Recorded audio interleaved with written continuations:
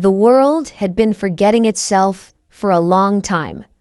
Stories faded first, then imagination, and finally, even memory began to thin like worn paper. People lived quietly, cautiously, as if afraid that speaking too loudly would cause something else to disappear. At the edge of the crumbling city of Old Harbor stood the last library. Its windows were dark. Its shelves were dust-heavy.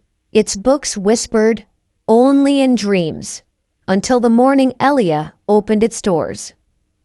Elia stood on the steps like a spark waiting for a fuse. She was 17, curious to a fault, and drawn to the library by an instinct she couldn't explain. Something inside her had whispered, "Go. The world needs you." When she pushed open the doors, a warm light spilled out. Books shivered, dust lifted. The air hummed, alive with stories long trapped in silence. The crowd gathered. "Is it dangerous?" someone asked. "No," Elia said with certainty she didn't fully understand. "It's waking up." The first child stepped in. The library whispered her name. Shelves leaned forward like trees in a wind. Words drifted through the air like fireflies. It was beautiful, but beneath the beauty, something else stirred. Something wrong. In a quiet alcove, Elia found the glowing book, the same one she had opened on the day everything changed. Its cover rippled, its ink swirled, and the words rose from the page like a small golden storm. "Welcome back, Storykeeper." Aaron stepped from the light, half made of ink and half of something older.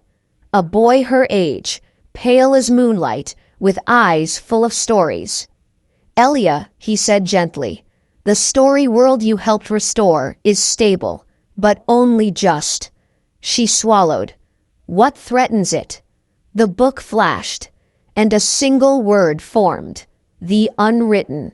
Before she could respond, the library shook. A shelf groaned. Pages fluttered wildly. Something was entering their world. From the far corner of the library, a cold wind blew. Children froze. Adults stepped back. Even the books fell silent.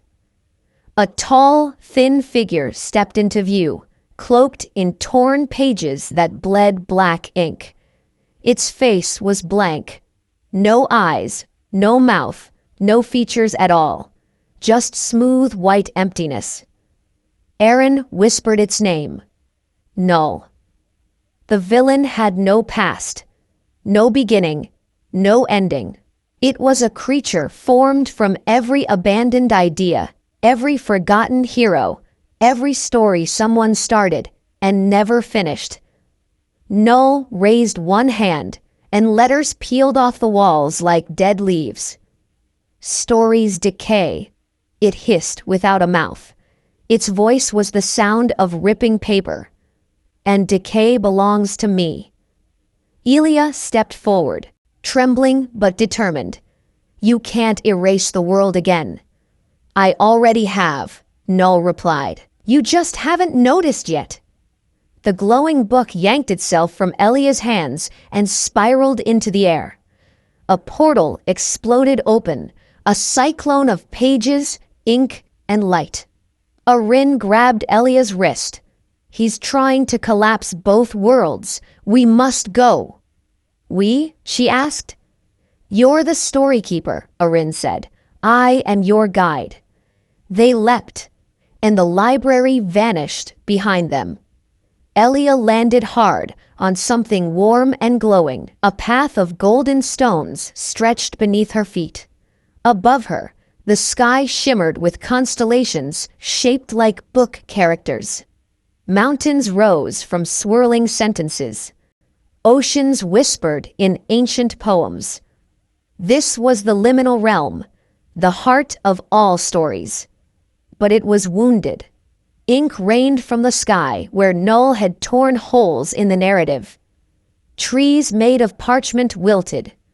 Characters flickered like dying candles. Aaron stood beside her, shining faintly. Null feeds on forgotten tales. When people stop imagining, he grows. From the forest emerged two new figures. Lyra, a girl with wings made of music notes, who could sing new worlds into shape. Bryn, a hulking creature of clay and ink, gentle but powerful. "We're the last guardians," Lyra said. Null devoured the rest. "We'll help you fight," Bryn rumbled. Elia felt tiny, helpless, terrified. "I don't know how to fight a living idea." "You don't fight him," Arene said softly. "You write him out." Null appeared above the mountains, growing larger, feeding on broken stories. He spread his arms. Entire sections of the realm turned to blank white pages. "Elia!" Lyra cried. "You must create!" Elia stepped forward. Her heart pounded. "I imagine light. A sunrise bursts across the sky. I imagine strength." Bryn grew twice his size, roaring with courage. "I imagine hope." The broken sky stitched itself back together. Null shrieked and lunged toward her. Elia raised her hands, words swirling around her like a protective spell. "I imagine your ending." Null froze. No creature born of the unwritten could withstand an ending, because an ending gives shape, and shape gives meaning. And Null was nothing without being nothing. He cracked, shattered, and dissolved into harmless black dust. When the dust settled, the story world blossomed with color again. The mountains hummed. The rivers sparkled. Characters cheered and danced through forests made of poems. Aaron turned to Elia. "You saved us again." But more importantly, he touched her forehead, and a warm light spread through her chest. "You saved the stories yet to be written." Elia smiled. "Let's go home." Elia stepped back into the library. The world felt brighter, lighter. People were reading everywhere, on steps, on cushions, in corners. The shelves glowed with endless possibilities, and in the center of the room hovered the glowing book, open to the first page of a brand new story. In a world that almost forgot itself, a girl remembered. Elia gently closed it, because the rest would be written by everyone.